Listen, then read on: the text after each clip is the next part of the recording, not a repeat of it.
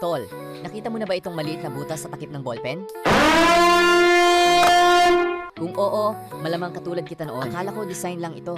Parang nilagyan lang para hindi mukhang boring ang ballpen. Pero alam mo ba na may mahalagang dahilan kung bakit nandyan ang butas na yan? Isa sa mga dahilan ay para makadaloy pa rin ang hangin. Kaya kung sakaling aksidenteng mapasubo ng bata ang takip ng ballpen, may pagkakataon pa rin makadaan ang kaunting hangin. Hindi nito garantisadong ligtas ang sitwasyon, pero makakatulong ito kumpara sa takip na walang butas. Nakakagulat, hindi ba? Isang maliit na butas lang, pero may malaking dahilan pala kung bakit ito ginawa. At dito ko na-realize ang isang bagay. Minsan, ang mga bagay na pinakamaliit at halos hindi napapansin ang siyang may pinakamahalagang trabaho. Kaya sa susunod na makakita ka ng butas sa takip ng ballpen, alam mo na, hindi iyon design lang, may purpose iyon.